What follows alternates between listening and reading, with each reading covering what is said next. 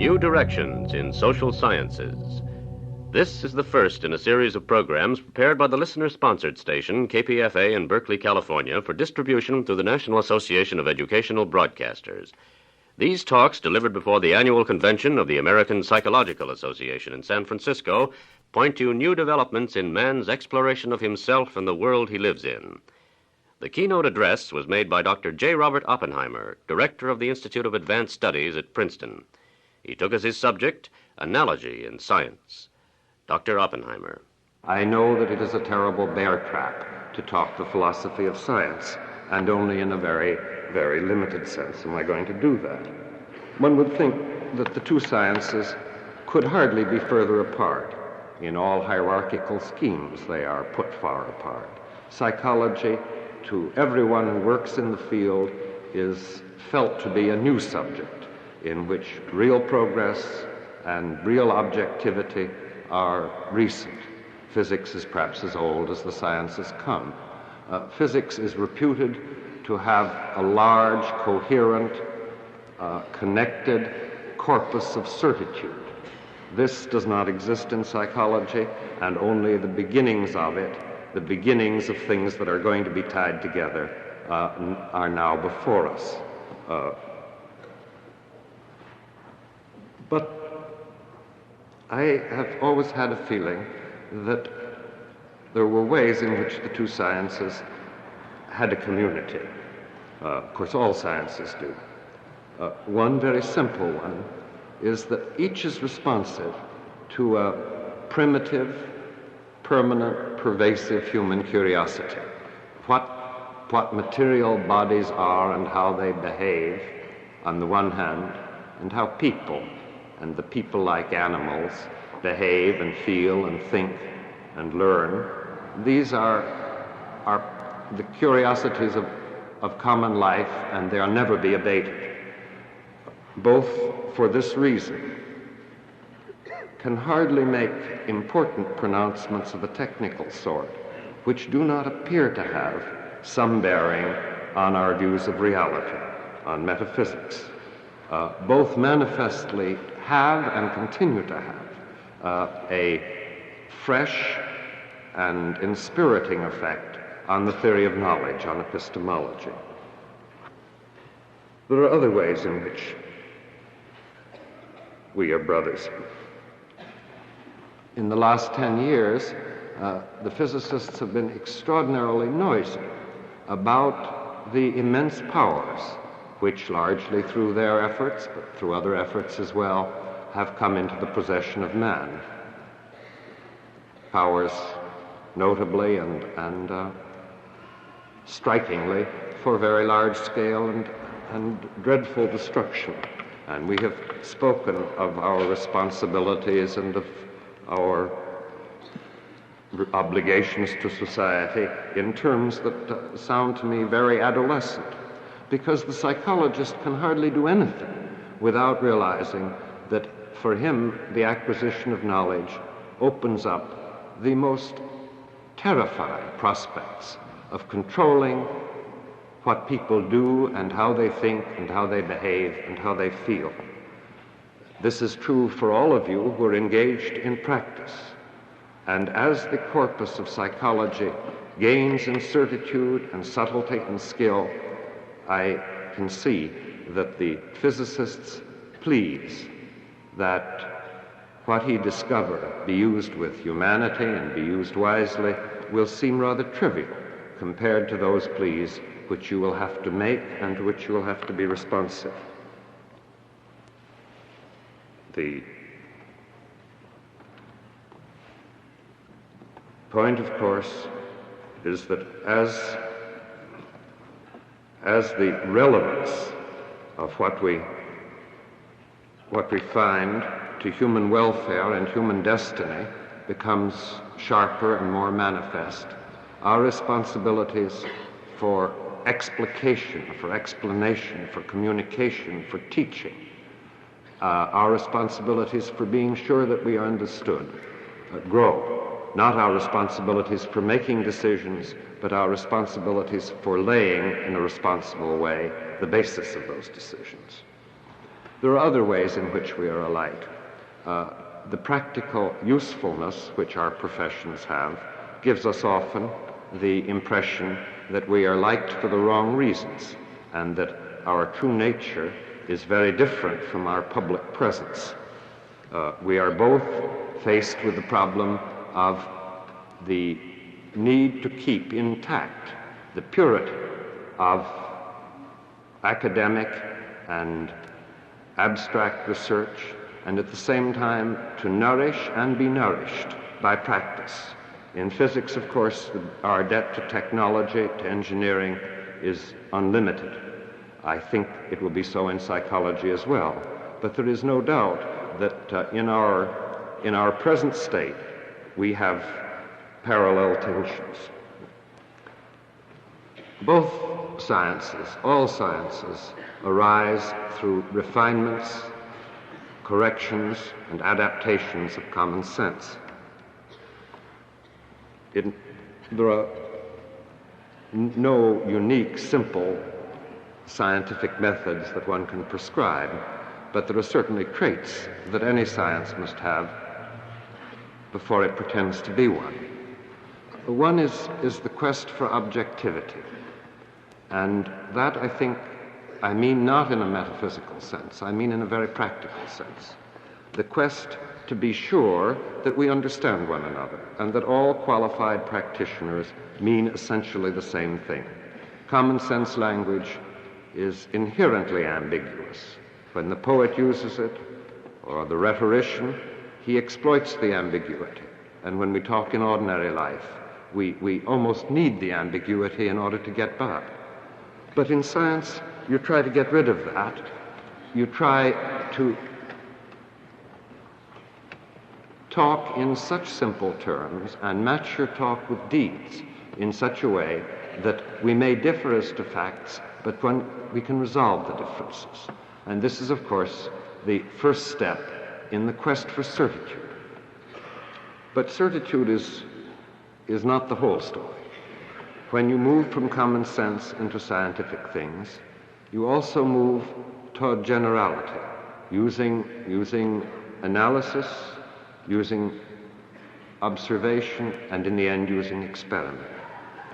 And you do something which is even more, I think, characteristic. You look for novelty. You look for transcendence. That is, you look for features of experience that are not available in ordinary life.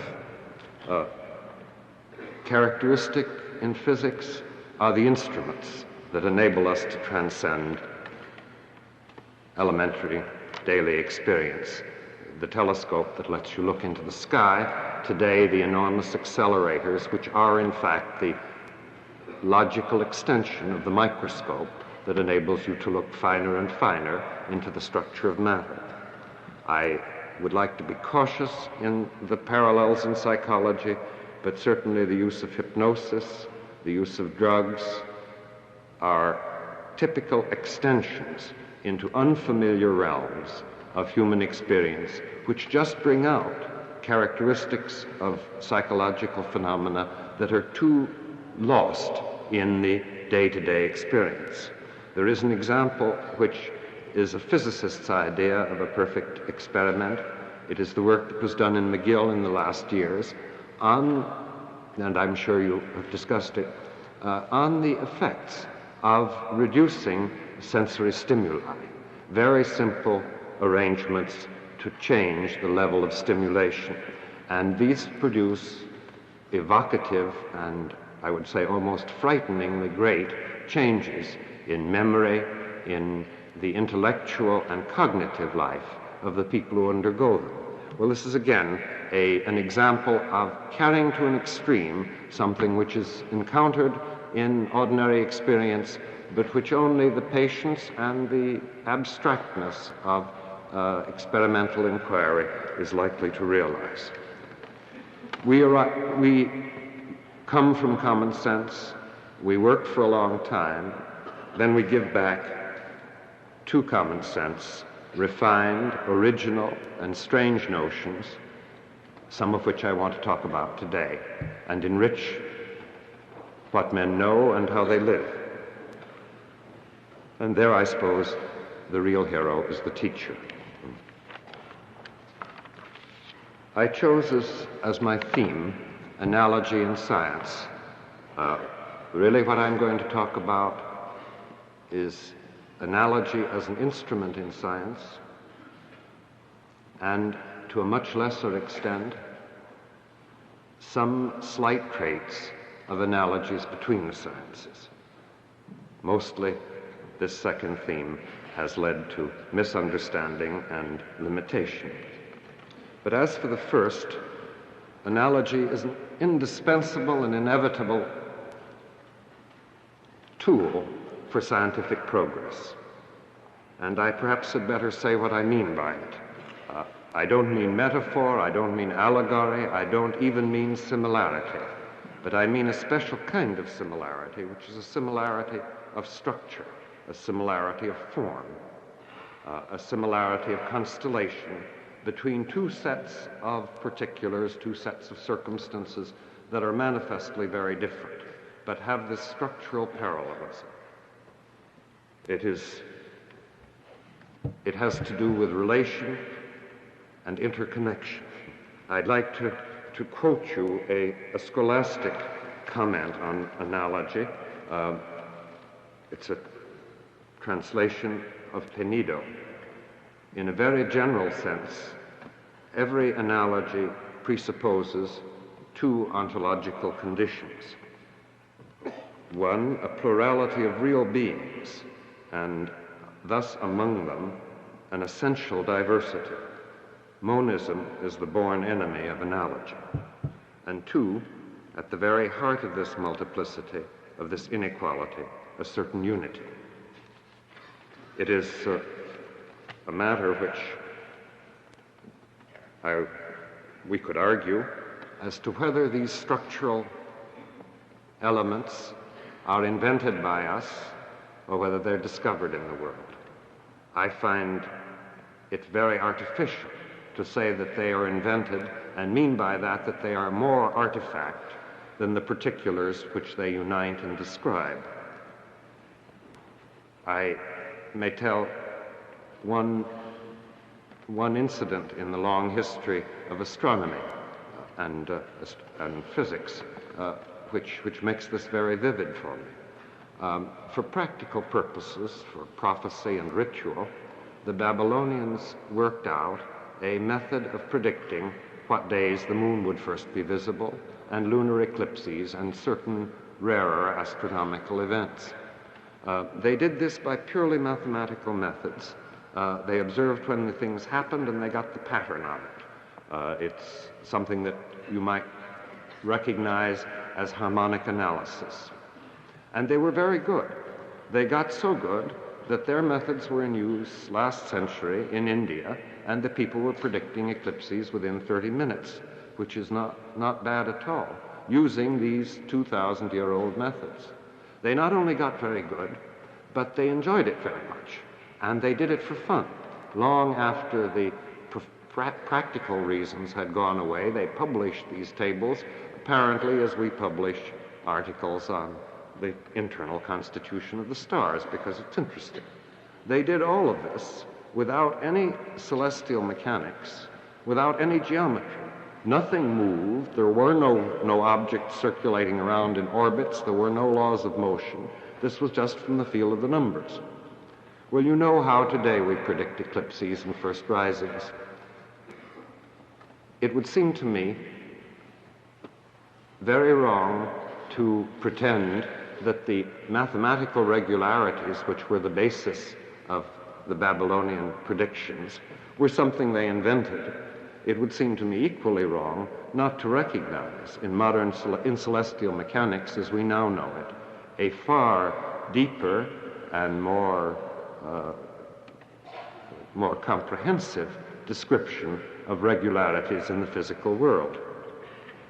And I think not only because it's a little more useful, I think that not only because it unites more subjects, but because it reveals an aspect of the regularities of the world which was wholly lost to the Babylonians. But whether or not we talk of this as discovery or as invention, analogy is an inevitable human thing, because we come to new things in science with what equipment we have, which is how we've learned to think, and above all, how we've learned to think about the relatedness of things. We can't, coming into something new, deal with it except on the basis of the familiar and the old-fashioned. The conservatism of scientific inquiry is not an arbitrary thing. It is the freight with which we operate. It is the only equipment we have. We can't learn to be surprised or astonished at something unless we have a view of how it ought to be, and that is almost certainly an analogy. We can't learn that we've made a mistake unless we can make a mistake, and our mistake almost always is in the form of an analogy to some other piece of experience. I'm not trying to say that analogy is the criterion of truth.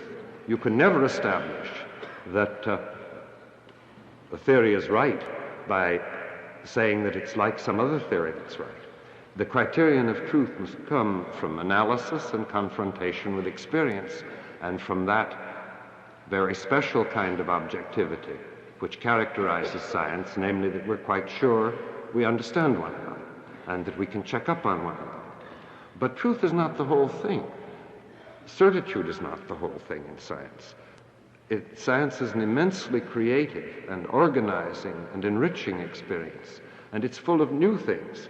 And it is in order to get to these that analogy is an indispensable instrument. Even analysis, even the ability to plan experiments, even the ability to sort things out and take them apart, presupposes a good deal of structure, and that structure is characteristically an analogical one. I'm not pulling a political stunt. I want to read you now just a few words which William James wrote, which say this awfully well. He wrote them in one of his later accounts of pragmatism at a time when his own good sense and shrewd observation and wisdom and humanity made him aware of the fact that just to say that an idea was true because it worked was a rather poor description of what went on in science, and that something was missing from that account. This is what he wrote. The point I now urge you to observe particularly is the part played by the older truths. Failure to take account of it is the source of much of the unjust criticism leveled against pragmatism. Their influence is absolutely controlling. Loyalty to them is the first principle. In most cases, it is the only principle. For by far the most usual way of handling phenomena so novel that they would make for a serious rearrangement of our preconception is to ignore them altogether, or to abuse those who bear witness for them. This for the conservatism and the inevitability of starting out when you're talking about new things by supposing that you have seen them before, and then finding out in sharp, precise, and one hopes synoptic ways where the mistake was in the analogy and what has to be set right about it. I'll read you one other thing. This is from Charles Peirce, and then I'll get on with my talk. Peirce is also talking pragmatism, and he comes awfully close to what we have been talking about. And then he says, however, as metaphysics is a subject much more curious than useful, the knowledge of which, like that of a sunken reef, serves chiefly to enable us to keep clear of it, I will not trouble the reader with any more ontology at the moment.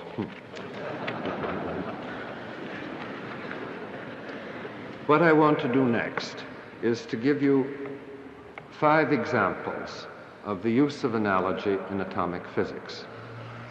They will not all be equally familiar. Perhaps perhaps that's an overstatement. Some are very new, and even to the point new that I don't know how good the analogies are, and we haven't yet found the decisive point at which they're misleading. The analogies in physics may very well be misleading for biologists, psychologists, because of the enormous part that rather rigid formal structure plays in physics. Not necessarily quantitative, though much of it is quantitative, but our ability to write down synoptic relations in symbolic form, our use of shorthand, enables us to talk of vast amounts of experience, very varied experience, very detailed experience, in a shorthand way, and to point to mistakes so that you only erase one letter and everything is changed entirely. And that can be a little bit misleading. This is not meant as a paradigm, but nevertheless as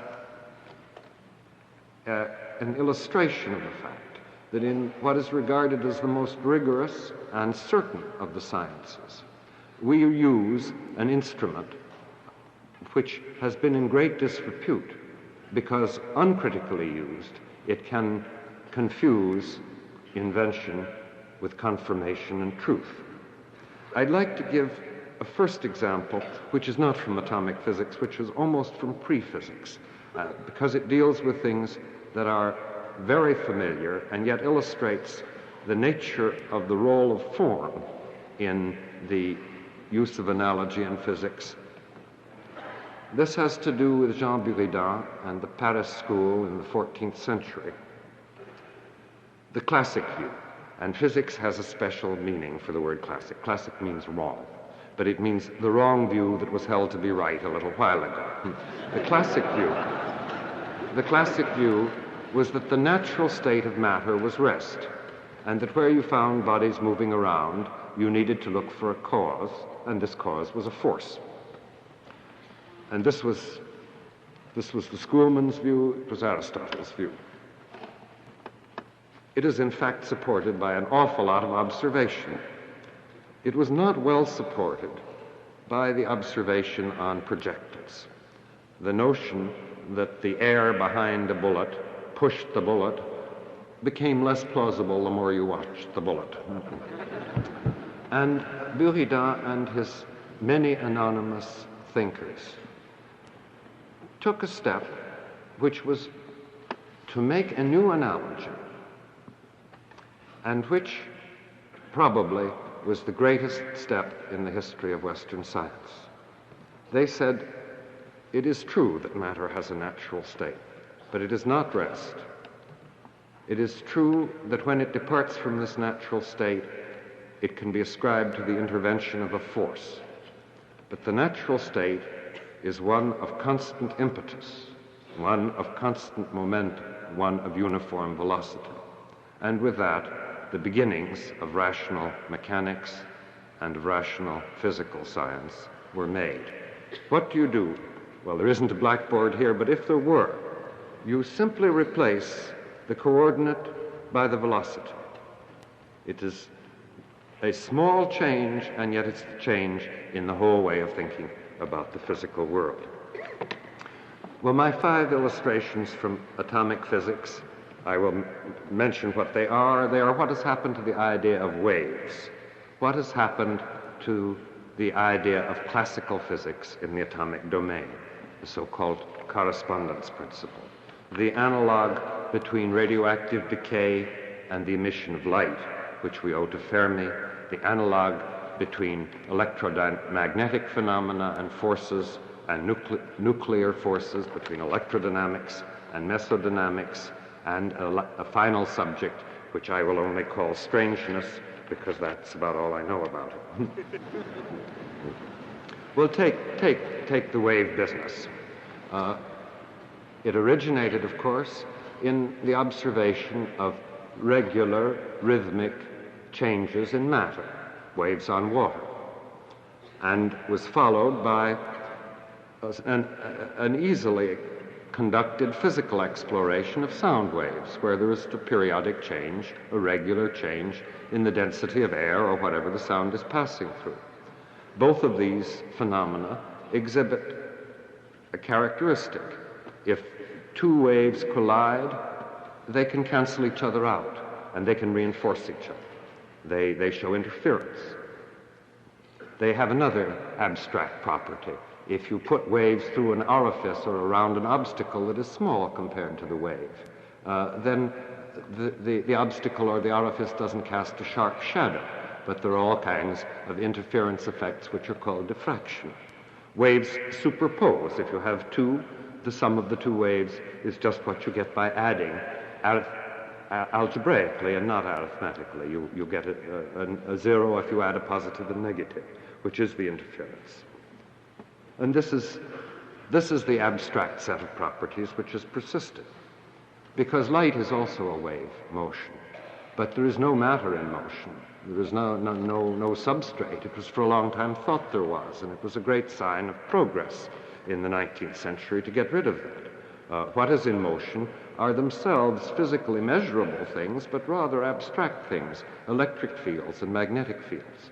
But again, interference, diffraction, and superposition, the same abstract characteristics, and again, in principle, the infinitely regular, infinitely repeated pattern as a special case of a wave. And the most extreme examples are the waves of atomic mechanics, of wave mechanics, because these waves, in the first place, are in multidimensional space. They are represented by complex numbers, so there are not even things that you could measure and get an answer to, and they are quite unobservable. There is nothing to measure in the physical world that corresponds to these waves. They are connected with observation, but they have, again, these same abstract properties: interference, linearity, superposition. And one talks about them, one uses much the same mathematics, although it is not the fact that one can use the mathematics, but the fact that the structure and the relations are the same that is the decisive discovery, and then it is natural to use the mathematics. These waves, they represent, if one wants to say what they are, not matter, not forces, not electric fields. They represent essentially a state of information about an atomic system. But at each point, the first workers have tried to make the theory like the earlier theory.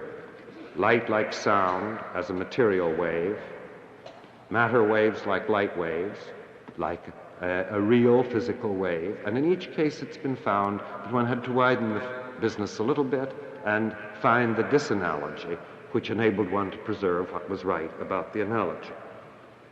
The second example is a massive one. It is, I think, the greatest experience in this century for the physicists, even greater than relativity, and that is the discovery of atomic mechanics. And here again, in a sense very characteristic of scientific theory, an enormous conservatism presided over and guided the development and has given it shape. Well, what is all this about? When one gets to the atomic domain, and this is a domain of small actions, of limited distances and limited impulses, of things such as you encounter in atoms and nuclei, then the coarseness of the whole physical universe, its granular or atomic structure, for the first time begins to manifest itself. Not the granulation of the fundamental particles, but the granulation of atomic physics itself, of the quantum of action.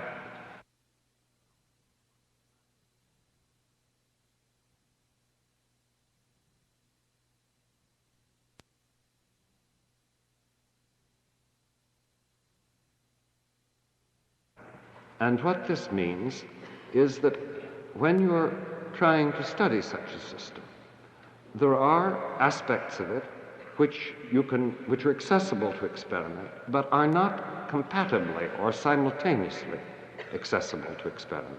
The famous example is in the uncertainty relations, that you can study this location of something in time and space. But if you do that, you use an experimental setup, which makes it impossible to know exactly what the impulse or velocity or energy of the system is. Or you can do the opposite. You can study the impulse, but then you lose account of where it is. And you can, of course, compromise, but you cannot combine. And one calls these the complementary aspects, complementary character of the fundamental observations. And that means that you can't talk about an atom as you can about a classical mechanical system. You can't say the objects in it are here and they're moving in certain orbits and so on. In fact, in ordinary atoms, there are no orbits. In atoms as they're ordinarily encountered, there's something entirely different.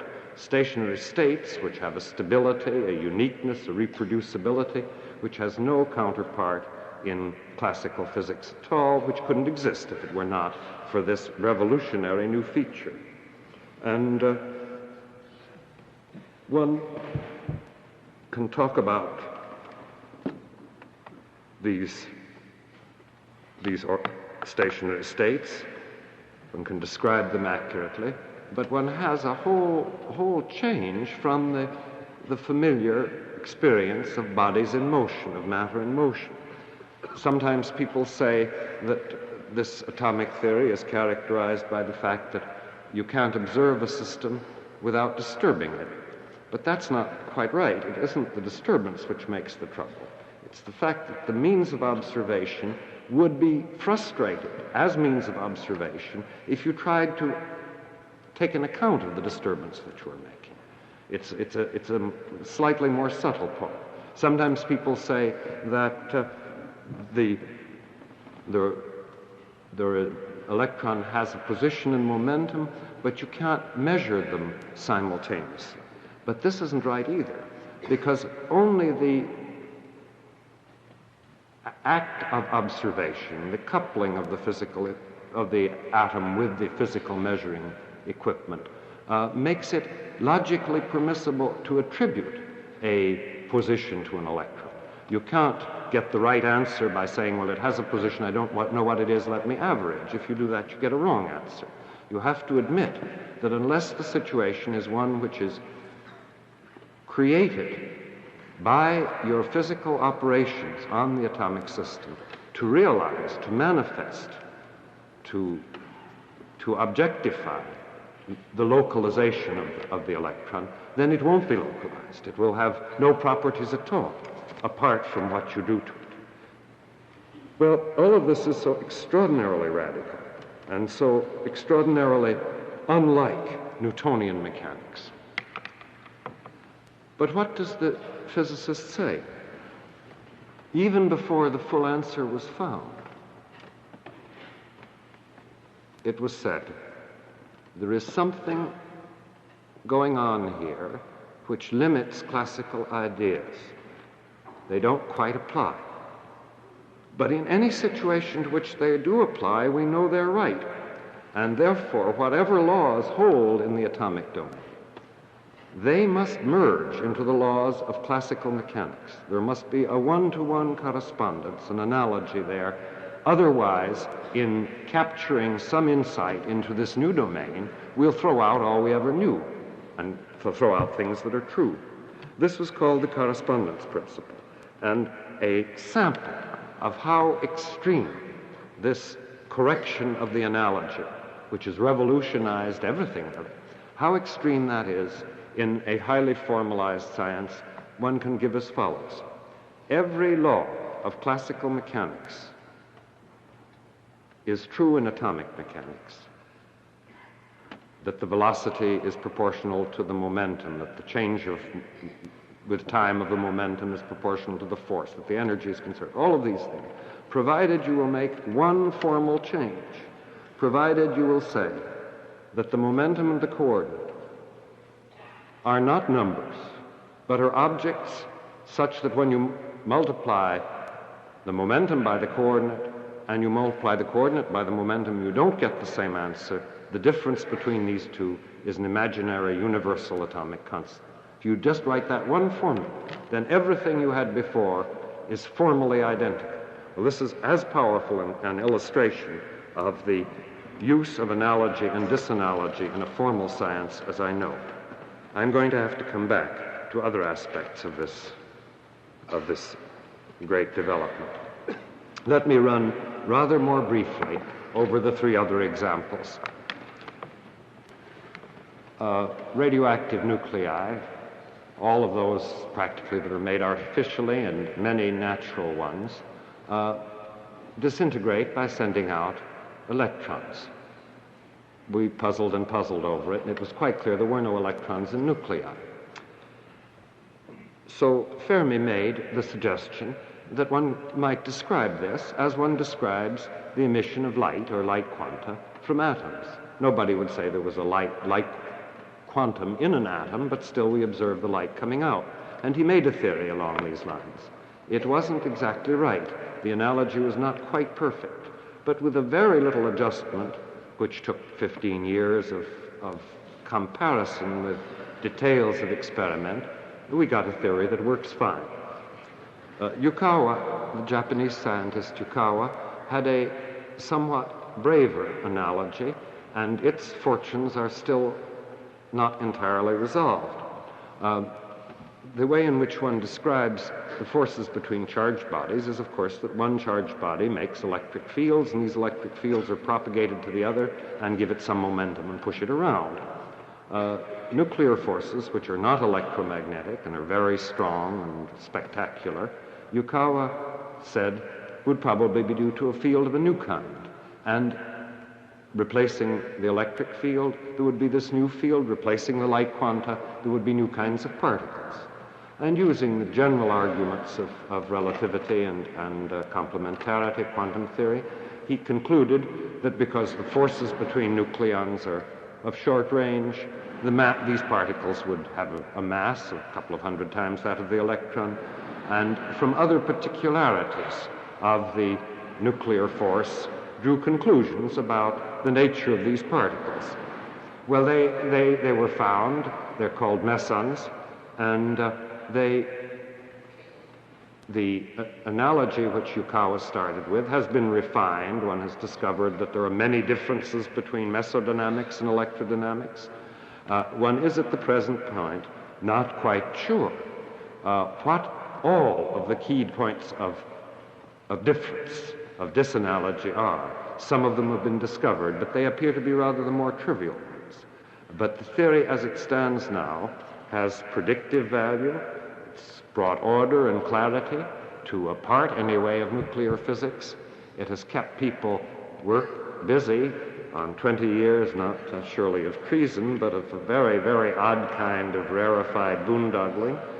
It has been a very major event in physics, and I don't know at the moment how to describe what limits this analogy, why it isn't a perfect one.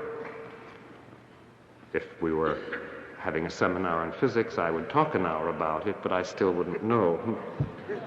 It is probably, though, connected with my fifth example. It's true that these mesons were discovered, but not very long after that, and perhaps it will continue, I don't know. And in the last 5 years, one has found a whole lot of other objects, about 6 manifestly different and maybe more, which are also quite stable and last quite a while, and which are not simple mesons of the kind Yukawa envisaged. Almost certainly, their intervention in the picture, which was not something that is provided for in the analogy we started for, will provide a clue to the new point.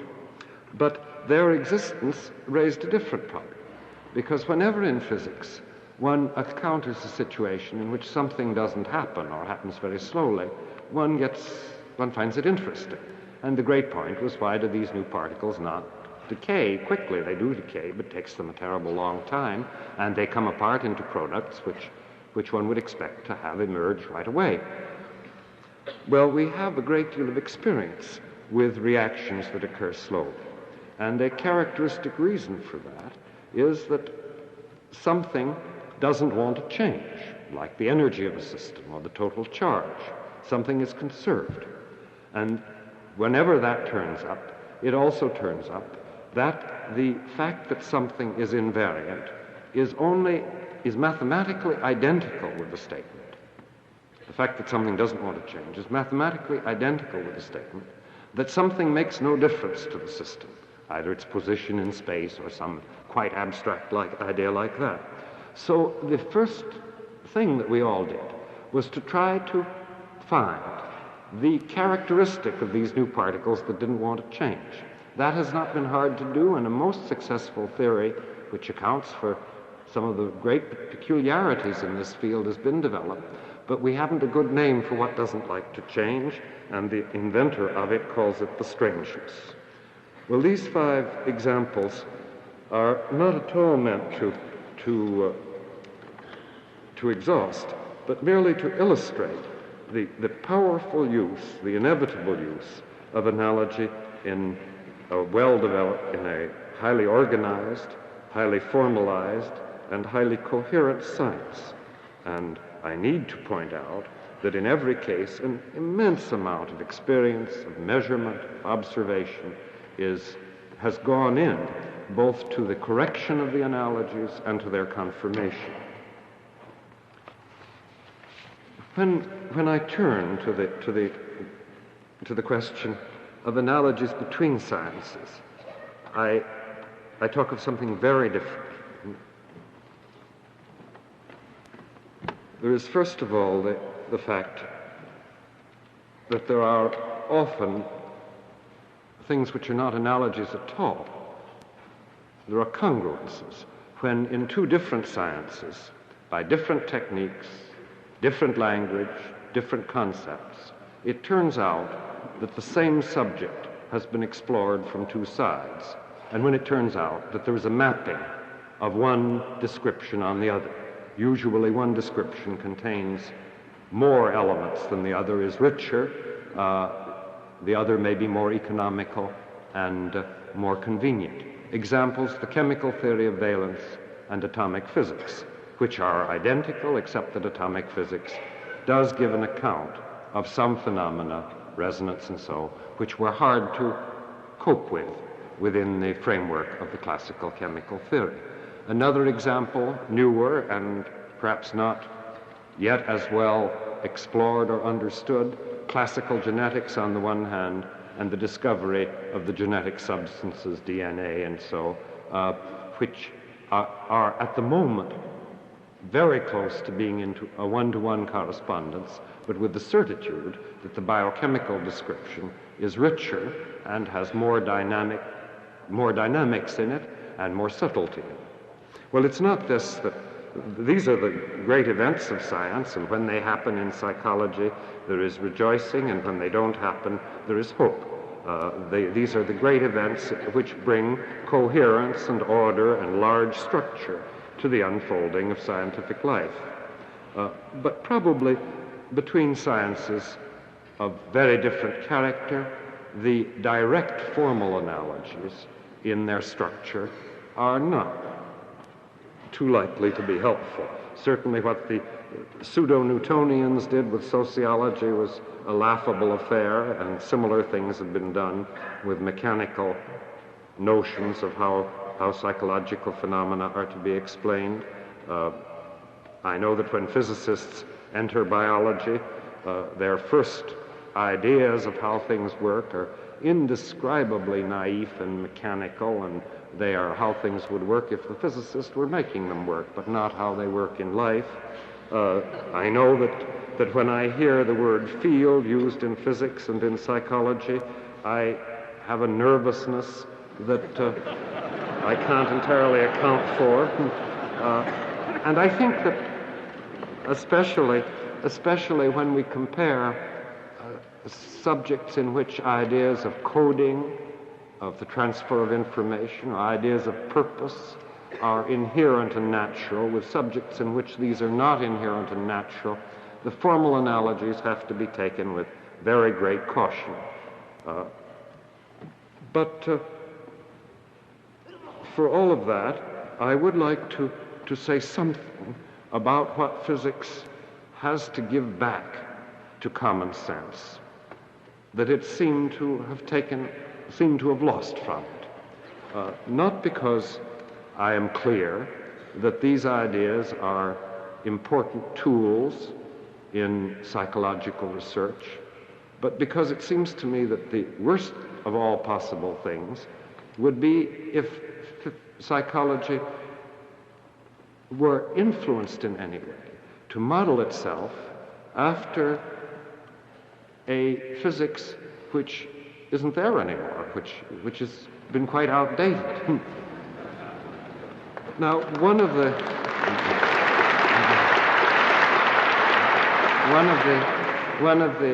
the points, which is not the direct one. You see, we had at the beginning of this century a notion of the physical world as a causal one in which every event could be accounted for if we were ingenious, a world characterized by number where everything interesting could be measured and quantified, a determinist world, a world in which there was no room for individuality, in which the object of study was simply there, and how you studied it was a matter of your job, but it didn't affect the object, it didn't affect the kind of description you gave of it, in which the objectifiability went far beyond merely our own agreement on what we meant by words and what we were talking about, in which objectifiability was something you could do irrespective of any attempt to study the system you were talking about. It was just the given real object, there it was, and there was nothing for you to worry about of an epistemological character. Well, this extremely rigid picture left out a great deal, and it's of common sense. And this is one of the things that I want just to wind up with, because the whole business of science doesn't just lie in getting into realms which are unfamiliar in normal experience. There's an enormous work of analyzing, of recognizing similarities and analogies, of getting a feel of the landscape, an enormous qualitative sense of family relations, of taxonomy. It's not always tactful to try to quantify. It isn't always clear that by measurement one has defined something very much worth measuring. It is true that for the Babylonians it was worth noting the first appearances of the moon because that had practical value. Their predictions, their prophesying, and their magic wouldn't work without it. And I know that many psychologists have the same kind of reason for wanting to measure. But it isn't, and it is a real property of the real world that you are measuring. But it is not necessarily the best way to advance the true understanding of what's going on. And I would make this very strong plea for pluralism in the kind of methods that in the necessarily early stages of sorting out an immensely vast experience may be fruitful and may be helpful, not for objectivity, that one has to agree on, and not for a quest for certitude which will never be quite adequately rewarded, but for the use of naturalistic methods, the use of descriptive methods. I have been immensely impressed by the work of one man who visited us last year at the Institute, and that's Jean Piaget. And when you look at it, really, his statistics consist of one or two cases. He has just a story, and yet I think he has added greatly to our understanding. It is not that I'm sure he's right, but he has given us something of which to inquire whether it is right. And I make this plea not to treat too harshly those who tell you a story having observed carefully, without having established that they are sure that the story is the whole story and the true story. But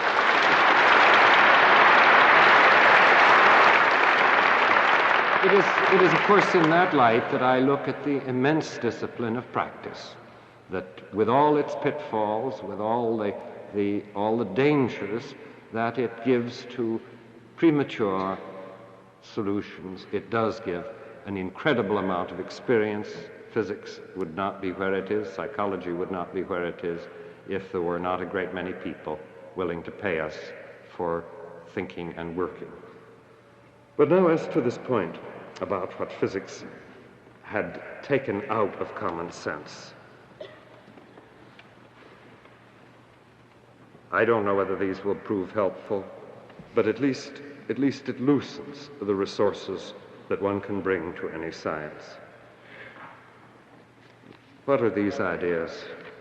Well, in our natural unschooled talk, and above all in unschooled talk about psychological problems, we have 5 or 6 things which we have got back into physics with complete rigor, with complete objectivity in the sense that we understand one another, with a complete lack of ambiguity, and with a perfectly phenomenal technical success. One of them is just this notion that the physical world is not completely determinate. There are predictions you can make about it, but they are statistical, and any event has in it the nature of a surprise, of a miracle, of something that you could not figure out. Predictive, but within limits, and ordered, but not completely causal.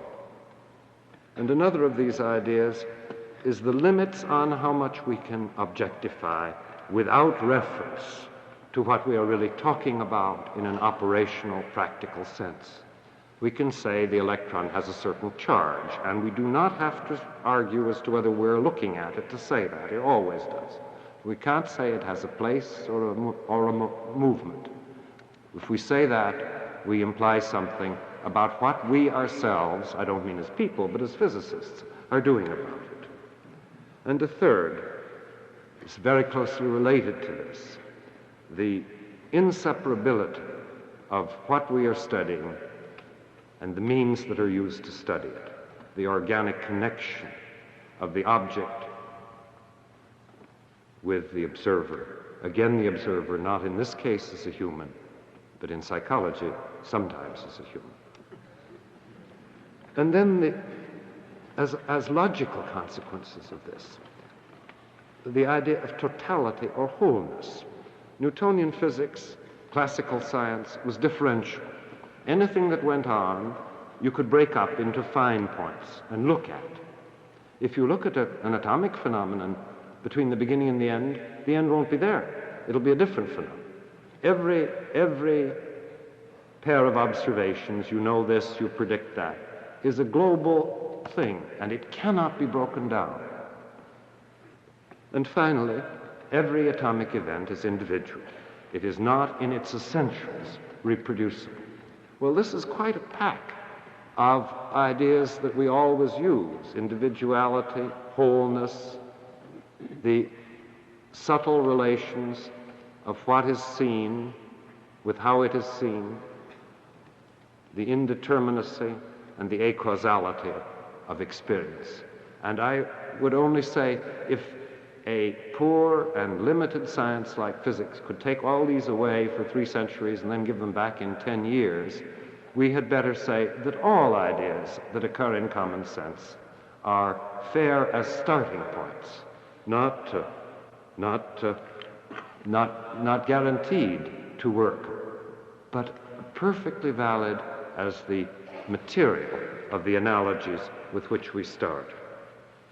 If any of this is true, there is another thing that physicists and psychologists have in common, and that is we are going to have quite a complicated life. The plea for a plural approach to exploration, the plea for a minimal definition of objectivity that I have made, means that we are going to learn a terrible lot. There are going to be many different ways of talking about things. The range from almost ununderstood practice to recondite and abstract thought is going to be enormous. It means there are going to have to be a lot of psychologists, as there are getting to be a lot of physicists. When we work alone, trying to get something straight, it is right that we be lonely. And I think in the really decisive thoughts that advance the science, loneliness is an essential part. When we're trying to do something practical, it's nice to have an excess of talent, to have more sailors than are needed to sail the ship and more cooks than are needed to cook the meal. And the reason is that in this way, a certain elegance, a certain proper weighing of alternatives guides the execution of the practical task. It was that way during the war on many things, and it's, I know, a luxury that we all want. We are all, for all kinds of reasons, worrying about how our scientific community is to be nourished and enough people who are good enough come and work with us. And then on the other side, we're worried about how we're to continue to understand one another and not get totally frustrated by the complexity and immensity of our enterprises. I think there are good reasons of an inherent kind, as I've said, beside the competitive reasons with the communist world, why we would do well to have more and better scientists. I know that exhortation, money, patronage will do something about this. But I don't think that's all. I think that if we are to have some success, it must be because as a part of our culture, as something that is generally understood, the understanding, the life of the mind, the life of science, is something which in itself, as an end, as well as a means, is appreciated, is enjoyed, and is savored. I think that has to be a very much wider thing in the community as a whole, before we will enjoy with the community as a whole the healthy relations without which the developing powers of scientific understanding, prediction, and control are really monstrous dangers.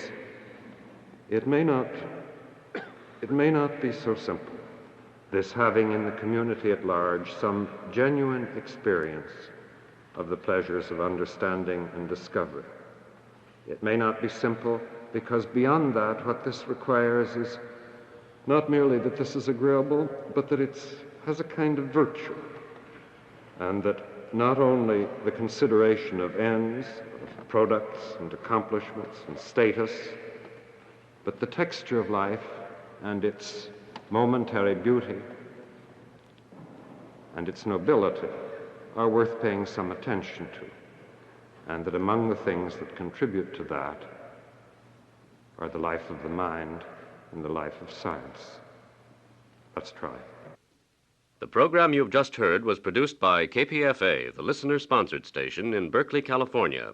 It was one of a series called New Directions in Social Sciences.